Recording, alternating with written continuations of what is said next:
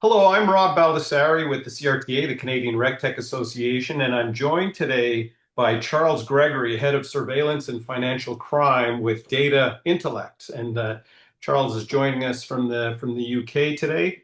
Welcome, Charles. Thanks very much. Perhaps you could tell us a little about Data Intellect and what it is that you do there. Hi, Rob. Yep. Thank you very much for having me. I'll just introduce myself a little bit and Data Intellect. Data Intellect is a consulting business primarily, but what we do is we design and deliver system solutions. So we're very much a technology and data oriented business. We deal with a lot of kind of big data challenges. Um, our customer base at the moment is heavily in the kind of capital market space. Mhm. So we typically deal with a lot of their big data challenges. Um, my role, as you rightly sort of pointed out, I'm head of surveillance and financial crime. I'm an expert in the surveillance of a range of kind of market conduct issues. So I've been working in that space for a long time. I've dealt with market abuse, unauthorized trading, money laundering, sort of a whole range of things, but all of it in and around the kind of capital market space. So with that kind of slant on it, spent sort of the first 10 years of my career in the industry, mainly with UBS, and then sort of last 10 years or so, kind of on the consulting and vendor side, delivering solutions. Wonderful. Thank you. Yeah, and we're going to talk a little bit more about market conduct today. And when I think back about how the sort of the trading environment has evolved over the years, monitoring market conduct seems like it's been presented with more and more challenges. So perhaps we might Mm. start off by talking about how the increased use of algorithmic and high frequency trading might impact market integrity from your point of view, and what safeguards should be in place to prevent manipulation. Yeah, it's an interesting topic for sure. And I think really what we're talking about here is automated trading. That's really what both those things fall under and gives us a kind of a shorthand for it. Someone's built something, coded something, an algorithm or something enables them to trade in those kind of high frequency kind of increments, and potentially is just sort of switched it on and monitoring it and seeing how it behaves. So there's not necessarily much human interaction happening there, and it does tend to sort of increase people's kind of concerns, I guess, from a perspective of, well, what are the risks around that? And there are a lot of scare stories that come out in the press and hit the front pages of the financial press from time to time, like the flash crash, and then we've seen a few of those over the years. Um, so there are legitimate concerns about the market integrity, and I think it's fair to say, these automated trading kind of capabilities, there's positives to them. They are a double-edged sword. They add liquidity. They help investors to a lot of the time to optimize the price at which they can buy and sell in the markets. So I think everyone would agree those are good things. But yeah, there's definitely a double-edged sword that there are downsides as well. And you've kind of there's weapons in the hands there of the people who control those automated trading facilities, those kind of trader developers, as it were, quants, as well, that are concerning. Um, and I think the sort of the main kind of market integrity issues that I've seen relate to a kind of like how retail investors access the markets and the kind of how much of a fair level playing field there is for them to interact with it. And there are that's definitely where the public concern kind of comes in, and um, I think legitimately so. I think by and large there are some quite good rules and controls in place for those things already, but there's more that can be done. So it's these kind of rules like the best execution and Reg NMS and so on that really look at kind of, well, are you giving people fair treatment? So in this opaque world of automated trading, um, when someone goes to buy or sell in the markets is a kind of a retail investor, but it does impact other investors as well. Are you getting a good price? Are you getting treated fairly? So there's quite an extensive set of rules around that now that most jurisdictions have.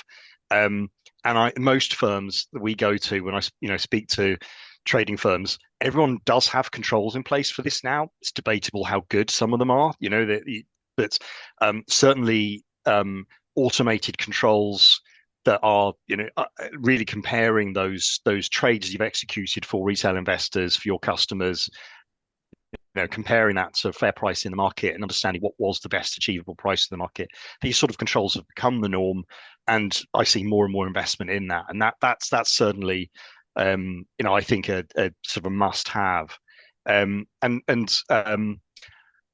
I think the other side of the equation is really the market integrity is the actual integrity of the market and the venue itself, and that's where, in a way, I think there's still more risk that perhaps hasn't been fully understood around this kind of automated trading. So it's behaviors like kind of quote stuffing is the kind of classic where a Mm. rogue algorithm sort of executing a lot of pushing out a lot of orders into the market very rapidly, perhaps at very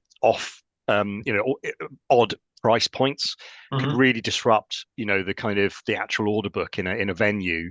Maybe even sort of, in theory, you can almost like slow the venue down as well if you just push in so many orders. I think this is an area where maybe there's still a bit of work to be done. I do see firms, and we've helped some in this regard, building controls for that. And often you need something a bit more like a kind of a real time kind of kill switch style control. If you've got a rogue algorithm that can fire, hundreds of orders a second, maybe even thousands, it can do a lot of damage quite quickly. If it's doing something wrong, you Right. need to be able to intervene quite quickly and stop that, turn that thing off and understand what's going on. And certainly, the exchanges and the venues you would expect to have those controls, but also some of the trading firms as well, so that they can stop themselves from disrupting the market.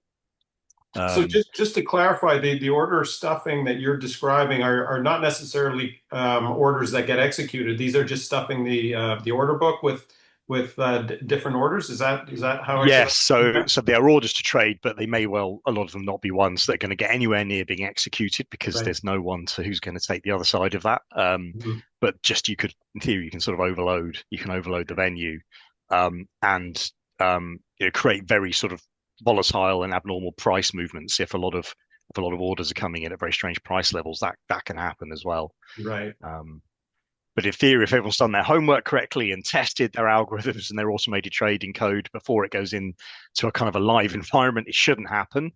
But I think there are sort of concerns the regulators are starting to explore about, well, how do you really validate those and really make sure that they're kind of prepared for all eventualities? And I think that's part of the flash crash Mm. was almost like the unpredictable ways in perhaps that some of these automated trading algorithms could respond to certain events, and to each other that could create some quite volatile price movements. Right.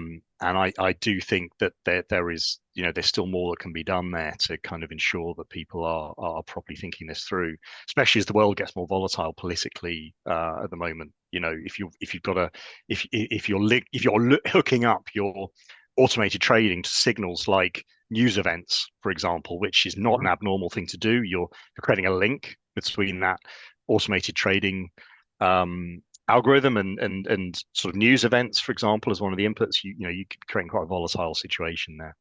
Mhm.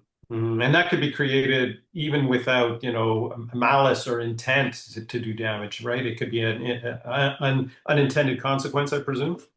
Absolutely, and I do think it can be. There could be malice, but I think Mhm. much more likely to be unintended Mhm. consequences. And how do you test how your algorithm is going to behave in all possible scenarios? I'm not convinced that that's an easy question to answer and to sort of Mhm. think of all the things that might prompt it to do something a bit odd. Um, so it is really important that people sort of extensively back test these in different scenarios and on different data sets to check for this. Right. Yeah, very interesting. Sort of brings me to another sort of complex and technology-based issue, and that's AI. So, what role should AI and machine learning play, even on the surveillance and enforcement side of the market conduct rules, and how do we balance innovation with ethical oversight, in your view? Yeah, I mean, it's such an interesting space at the moment. Very active. I think there's definitely a role for AI and machine learning. They overlap a little bit in terms of how we speak to them, though they are distinct things. Um, I think. but I think also neither of them are a silver bullet for these challenges. So I see a lot of AI adoption in the surveillance and the compliance world, for trying to monitor for kind of misconduct. More at the end of how to investigate. So I see it, as your AI agent that can help you to investigate alerts, that can help you to um, investigate something that perhaps a rules-based system has already found for you. So it's more in that at that end of the problem that you've already got some monitoring in place, but you want to build a case and investigate it. There is really a sort of an area where AI, in the current state of AI, in terms of what's possible, is really being adopted quite rapidly and can add a lot of value. So to give a tangible example, it might be um, an AI that helps you to generate a case write up. Helps you prompt a little bit about kind of how you're going to explain what happened. Can look at the data that you're looking at, helps you with that, or can help find other information of use from other data sets, or even looking out into the public domain when you're looking at a particular entity. So some of that's very tangible AI capability that's here right now. So it's kind of integrating that into your workflows as a surveillance or a monitoring team. That's here and now. Um, Questions about data security and information sort of confidentiality there for sure, and firms need to be really careful about that. But I think the technical capability that AI offers there is quite compelling. Where I think it's not a silver bullet is in the idea that you could sort of somehow do away with a lot of the sort of current monitoring systems and just completely replace it with AI. I don't think that's going to happen anytime soon, because in the world of sort of scanning markets data for misconduct, it's just not something that AI can really help with. Not well. When I say it cannot replace it. It can help. There are sort of ways it can start to chip away at the problem with again, just sort of prompting analysts a little bit to just help them find what's interesting, but it can't really replace those tools at the moment. And I think we're still a long way off that world. Um, so I do think, yeah, I think there's a growing area of sort of AI compliance and AI advisory work that I see kind of consultancies offering to help businesses kind of adopt AI and deal with these kind of information security challenges and kind of concerns around it, and just understand the right way to use it as well. There's so many AI tools out there as well. It's quite sort of dizzying trying to work out what you should or shouldn't be using and how to use it. And I I feel like we're on the cusp of probably some quite significant corporate AI misuse cases, as in, corporate wrongdoing type cases of people adopting AI in the wrong way. And I think it's going to be really interesting to see how it plays out, because um, I think we're also seeing the blurring of the lines around what's normally seen as kind of data confidentiality around this as well. Like the AI hype, or the AI evangelists want to push us, I think, to be very free and easy with our data. But when you're trying to sort of scan for misconduct and investigate misconduct as a surveillance team or a regulator, inside a bank or some other body, you've still got to sort of police that boundary really closely and really tightly, that you're not leaking information or using information you shouldn't be using. And I don't know how well the AI world is really set up to help you police that boundary at the moment. And I think the jury's still out about whether that's going to happen without there being a lot of fines or yeah, sort of cases of wrongdoing around the handling of people's data. Mhm. Yeah, that's interesting. And it does certainly pose some potential challenges and risks. But on the other hand, I suppose it also does offer some potential relief against a growing compliance workload that would, have a financial institution have 90% of its people working in compliance at some point. So, Yeah, yeah, and I mean, I think that's very welcome. And much as I love and I think the world of compliance and surveillance is really important. I also appreciate that there's money that needs to be made, and we really do not want this to be a crippling burden on these businesses. We want this to be right. easy, pain-free as much as it can be, and I really do welcome this. And I want, I think there's a dream of the sort of um, the very small compliance and surveillance team that can, have absolute top of the world tooling at its disposal, find the wrongdoing that it needs, get their job done, and then move on to the next thing each day. Mhm. That's still what drives me as well. When I think about what I'm aiming for as a solutions provider as well, is how do we get to that world, Hmm. and how do we enable that? And I think AI is exciting. There are real ways in which this can help people along. I would really I think there's more that could be done there as well in terms of kind of industry working groups. The regulatory bodies could foster this kind of innovation, because that's where people are worried, isn't it? Am I going to get in trouble with the regulator for using these tools? So you Right. want that safe umbrella of a regulatory body that can kind of help, um, you know, just create a safe space to explore and work out what is and is not permissible. Right, right. And like you were saying, you also want to make sure that you don't sort of violate one regulator while satisfying the requirements of another regulator. So for things like privacy and things like that come up. Yeah. Yeah, yeah, absolutely. And ways in which I think there's a two-sided thing with the AIs. There's one is I might accidentally leak information into the Right. public sphere, right, by engaging with AI, putting things in as a prompt as part of the questions I ask it, or giving it access to certain data sets, and it then sort of somehow how watertight is it? But two, am I actually using information I shouldn't be using? I Right. don't really, if you don't know what that AI has been trained on, there could be all sorts of stuff that might, all sorts of rogue data sets, Hmm. leaked information, all sorts of things that actually you sort of might inadvertently be giving yourselves risks that way. So Hmm. um, that would almost be the one that I think is the most opaque about some of the AI tools that we're Hmm. being given access to now. That I think could be exposing us to um, to risks, Hmm. um, that are ethical as well as information security based. Yeah, interesting. Quite a potential minefield out there. Yeah. So Um, Now, your firm deals with lots of different data, data of different types, and I wanted to ask you about alternative data and with the growing use of alternative data, and that could be anything from social media sentiment, could be satellite imagery, stuff that's not traditionally, financial data historically. In that context, in that environment, what do you think constitutes insider information, and how should market participants navigate this sort of gray area?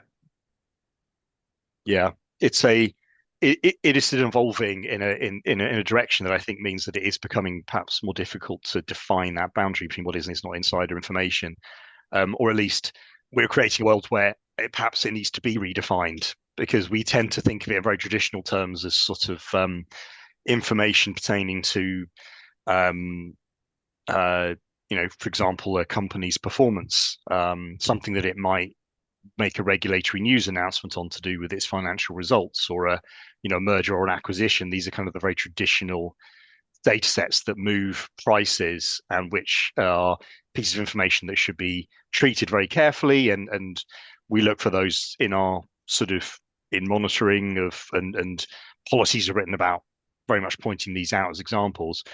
But as you sort of alluded to, with alternative data sets now being used extensively, by firms that trade, and alternative data sets can therefore move prices. Weather data could now be something that moves prices, um, as it impacts crops that have futures associated with them, things like that. So I don't think you would say that there's insider information that you can leak about that, but certainly there are timing differences, Mhm. between one source of that data, Right. that there's definitely scope for corruption there for sure, and there's scope as well certainly for retail investors and other participants in the markets to be very disadvantaged if they don't have access to this information. So I do think there's a bit of a rethink that's kind of potentially needs to come around that. And then social media is probably even more of a case in point, because of the way that the news cycle about government actions, about company actions, is no longer happening through the traditional channels. It's happening on social media, and trading is happening in real time in response to those things. And it's really hard to know what the source of people's information is. So if someone in a forum on Reddit or some other social media site starts talking about something, and you're trading off the back of that because you see a sentiment direction. Well, are you trading on insider information? Now you may be as a trading firm, you may be um, just responding to a public signal. In a way, it's sort of public information by the point it's hit social media. But as a regulatory body, maybe I'm not going to be very happy about that, and the ethics around that are dubious, especially again given the volatility that we see in the markets. And volatility has kind of become this almost like much more of a normalized phenomenon in recent months because of this, and recent years, in fact, because of the amount of sort of trading that happens off the back of social media. So whilst I don't think there's a case to say that we're getting the policing of that line wrong, in terms of how the law is currently and the legislation, the regulations are currently framed, I perhaps feel that there's perhaps a rethink required of to in the interests of fair trading, of sort of market integrity, to perhaps look a bit more almost like redrawing some of those boundaries to encourage people to look more, with much more scrutiny and rigor at sort of whether they use that information to trade and what is permissible about using that sort of information to trade. Because I'm not sure it's in, given some of the cases we've seen like GameStop or even some of the volatility around, the US government's kind of trade policies and tariffs and so on. The volatility there was very extreme. The market prices moved in incredibly Yeah. rapidly to an extent we've never seen before. And it feels like perhaps there's really scope for misconduct around that Right. as well. So I think that's something that needs to be looked at, and clearer guidelines given to trading firms around what is and is not permissible. It sounds like we all have our work cut out for ourselves. Yeah, The regulators, the folks like you that help companies deal with the regulations, and investors in general. But pretty fascinating stuff. Charles, I want to thank you very much for sharing your thoughts today. Appreciate it. yeah. Thank you, Rob. Thank you for having me. It's been a pleasure. Yeah. Wonderful.